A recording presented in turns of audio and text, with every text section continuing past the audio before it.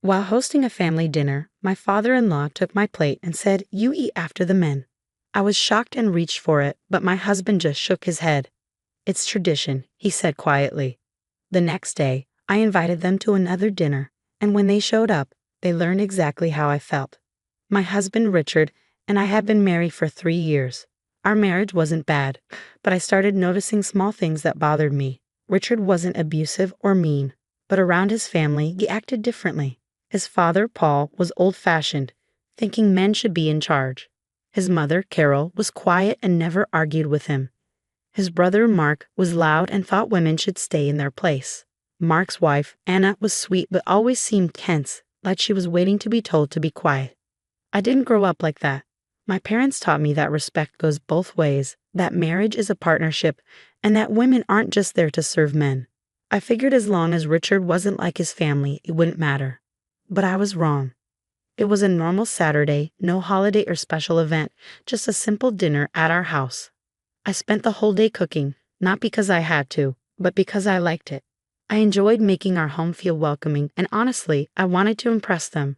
I made roasted chicken, mashed potatoes, collard greens, and cornbread. Everything.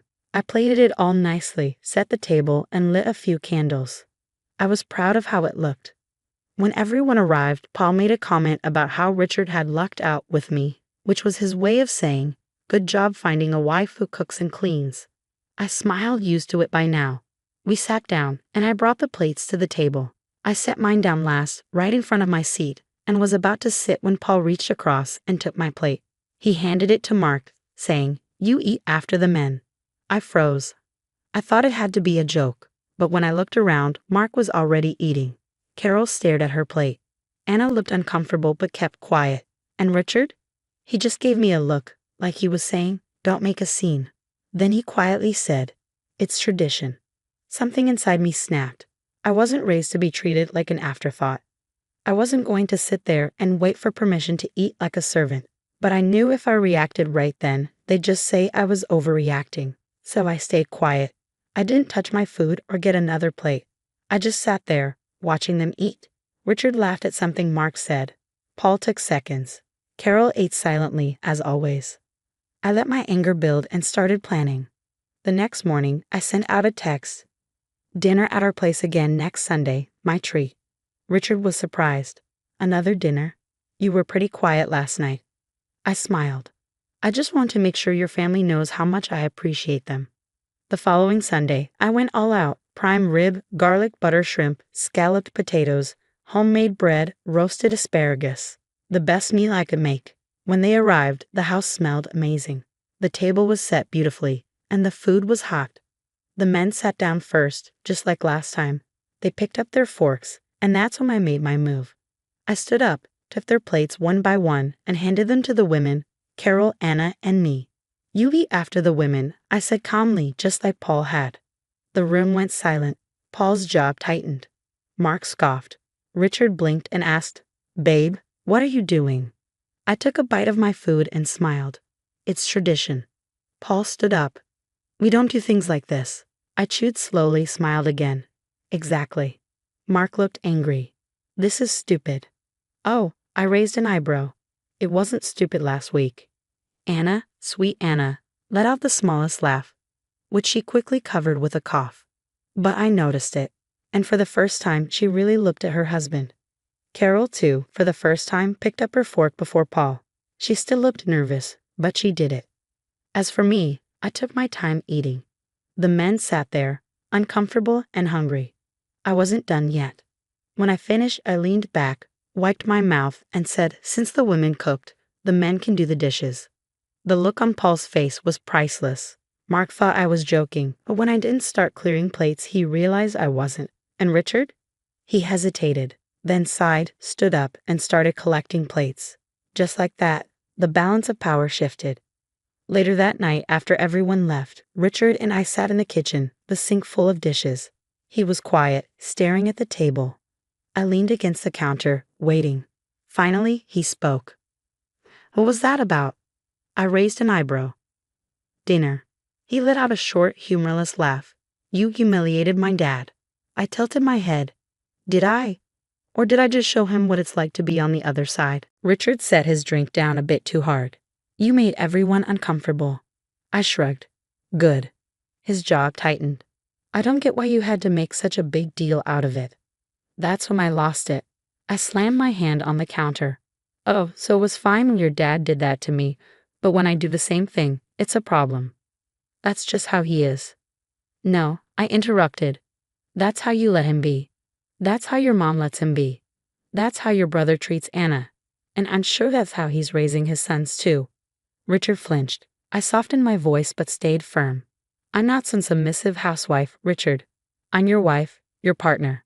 And if you think I'm going to sit here and wait my turn like I'm less than you, you're wrong. He exhaled through his nose, rubbing his temples. You're making this bigger than it needs to be. I stepped closer, lowering my voice. No, I'm finally making it as big as it needs to be. The next morning, I woke up to my phone buzzing. It was Anna. Anna, are you awake? Me? Yeah, what's up? Can we talk? I looked over at Richard, still asleep, then slipped out of bed and went downstairs. I called her, and she answered right away. She hesitated. I wanted to thank you. I frowned. For what? For standing up to them, she said, her voice soft. For showing me I'm not crazy for thinking this isn't right. I sat down at the kitchen table. Anna, how bad is it? She took a shaky breath. I don't know. Mark's never hit me, but he talks to me like I'm a child. He tells me what to wear, what to cook, who I can see. If I try to stand up for myself, he says I'm overreacting and that I need to calm down. And his dad always backs him up. If I say something bothers me, Mark just says I'm being dramatic. My hands clenched into fists. And last night, she continued, her voice even softer. When you flipped the script, I saw Mark's face. He was mad, but not because it was unfair. It was because, for once, he wasn't in control. I swallowed. Anna, what do you want to do? There was silence. Then, barely above a whisper, I don't know. I nodded, even though she couldn't see me. You don't have to decide anything now, I said. But you deserve better. Just remember that. Okay. I could hear the crack in her voice, and I knew something had shifted for her too. I didn't expect him to call me, but 2 days later, my phone rang while I was at work. It was Paul. I stared at the screen for a moment before answering. Hello. Silence. Then a slow breath. You think you're clever, don't you? I leaned back in my chair, rubbing my temples. Paul, if this is about the dinner, this is about my son. I frowned. Excuse me. You embarrassed him in front of his family. You put ideas in his wife's head. You've been poisoning him against us since the day you married him. I almost laughed. Poisoning him? By wanting to be treated like a person. Don't act dumb, Paul. I know your type. Women like you don't want equality. You want control. You want to make my son weak.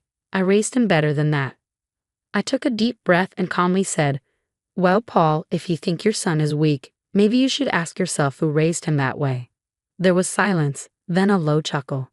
You think you've won something here, he said. Let me tell you something, sweetheart. A woman who fights her husband's family doesn't stay married for long. And then he hung up. I sat there, staring at my phone, my heart pounding, not out of fear, but because I was furious. Paul had seriously underestimated me. He thought I was just some rebellious woman who needed to be put in her place. I scoffed. Like what? By smiling and nodding while he treats me like an unpaid maid? You don't get it, he snapped, his voice sharp. That's just how things work in my family. I looked at him, a sick feeling growing inside me. Is it? I asked coldly, because I don't remember agreeing to be part of a family where I'm treated like a second-class citizen. Richard groaned, rubbing his temples. God, you always do this. You always turn everything into a fight. I laughed, actually laughed. I turned things into a fight. I turned off the lamp and laid down, facing away from him. And for the first time since we married, I wondered if I had misjudged the man next to me. 2 days later, Anna called again. This time she wasn't crying. She was furious. I can't do it anymore, she whispered. I can't keep living like this. I sat up. Anna, what happened?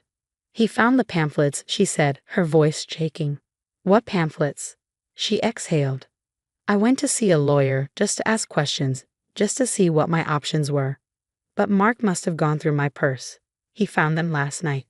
I felt sick. What did he do? He freaked out, she said. Started yelling about how I was humiliating him, how I was trying to ruin our family. He grabbed my phone and told me I wasn't leaving him ever. My stomach dropped. Did he hurt you? Silence. Then in the softest voice, he said, not yet. That was all I needed to hear. Anna, listen to me. You need to leave. I know, she whispered, but I don't know where to go. You come here, I said, without hesitation. Pack a bag, take your car, and get out before he comes home. She hesitated. But I don't care, I cut her off. You are not staying in that house one more night. She took a shaky breath. Okay. I hung up and immediately started preparing. I pulled out blankets, set up the guest room, and made sure everything would be ready for her. But just as I was about to call her back, Richard came in.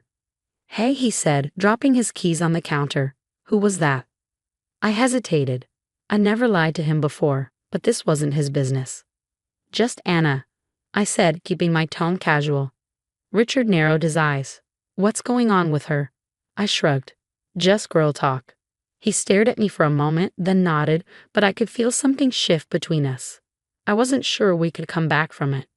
Anna arrived 3 hours later. She was shaking as she pulled her suitcase inside, her eyes red from crying. I pulled her into a hug. You're safe now, I whispered. She nodded against me. I don't know what I'm going to do. We'll figure it out, I promised. I helped her settle in. She didn't eat much, just picked at her food, staring blankly. But just as we were about to go to bed, her phone rang. She looked at the screen, then froze. Mark, I snatched the phone from her hand and silenced it. A second later, Richard's phone rang from the bedroom. We froze. Then we heard voices outside. Anna turned pale. No. I peeked through the blinds. Mark was standing in our driveway, and Paul was with him. Ice ran through my veins. They knew, and they weren't leaving without a fight. Mark and Paul stood there, backlit by the porch light. Anna was shaking, clutching her shirt like it was the only thing keeping her grounded. Her phone buzzed again. Another call from Mark, then a text. Mark, come out now. I took a deep breath and turned to her. You don't have to do this. You don't owe them anything. She swallowed hard. If I don't go out there, he'll just keep coming. That's when Richard stepped into the room, still holding his ringing phone. He looked at Anna, then at me, his face twisted with realization. You knew, he said, his voice low. I didn't answer. He scoffed. You went behind my back. You didn't even tell me. I clenched my jaw. Because I knew you tried to stop me. Richard's nostrils flared. Mark is my brother. Don't you think I should have had a say in this? Your brother is scaring his wife so badly that she had to run in the middle of the night. I snapped. Do you really think I care about how it makes you feel? He didn't answer. Another knock came, harder this time. Anna. Mark's voice was calm, eerily calm. Come outside, let's talk. Anna shrank back, shaking her head. Then came Paul's voice. You're embarrassing yourself, girl, and embarrassing our family. You don't just walk out of a marriage. A new wave of rage swept through me. I turned to Richard.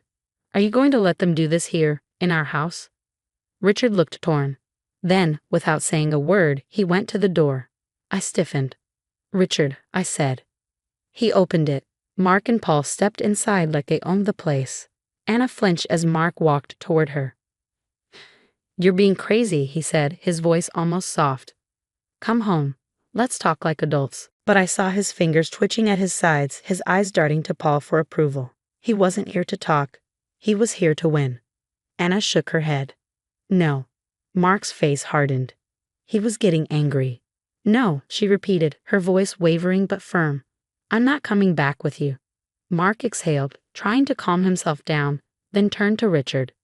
Tell her she's being ridiculous. Richard said nothing. Paul stepped in, glaring at me. You did this. I crossed my arms. Damn right, I did. His eyes darkened. You're ruining this family. I let out a cold laugh. No, Paul. I'm just showing everyone what's already broken. He stepped closer, his presence intimidating. But I didn't flinch. You have no idea what you've started, he said, his voice low. And that's when I snapped. I looked him dead in the eye. I started nothing. You did. The day you taught your sons that their wives were beneath them. The day you told your daughter-in-law she couldn't leave. The day you raised your son to confuse control with love. Paul's jaw tightened, his fists balled. Then Anna spoke. I'm filing for divorce. The words hit like a bomb. Mark turned to her, shocked. You don't mean that. Her lips trembled, but she spoke with strength. I do. Paul stepped forward, voice dangerously low. No woman in this family gets divorced. Anna lifted her chin. Then I guess I'm not part of this family anymore. Just like that, the power shifted. Paul couldn't believe it. His control was slipping. Mark looked like he'd been hit. Richard seemed to realize for the first time that maybe his father wasn't the man he thought he was. Then Paul did something no one expected. He turned to Richard. Get in the car. Richard blinked. What? Paul's face was red with fury. I won't let this woman poison you. We're leaving. My stomach dropped. Paul wasn't just trying to control Anna, he was trying to take Richard with him. And Richard hesitated. For one terrifying moment, I thought he might go. I saw it in his eyes, the years of conditioning, the pull to be a good son. But then, I'm not leaving. Paul froze. Mark looked as shocked as I felt. Richard squared his shoulders. You heard me, Dad. I'm not going. Paul's eyes burned with anger. Don't be stupid, boy. You walk away from us and you're done. No coming back.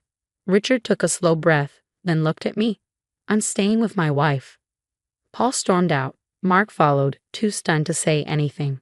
He shot Anna one last angry look before the door slammed shut behind them, leaving only silence. Anna was crying, but this time, I knew it wasn't out of fear. I turned to Richard. Are you okay? I asked. He took a deep breath. I don't know. I understood he'd lost something tonight. A father, a brother. But maybe, just maybe, he gained something too. Anna filed for divorce. She moved into her own place, found a job, started therapy, and for the first time in years, she smiled without fear. Carol, unexpectedly, left Paul. One night, she packed a bag and disappeared. She reached out months later from a small apartment in another town. She was starting over. And Richard, he struggled. There were nights when he almost called his dad, when the weight of everything nearly crushed him.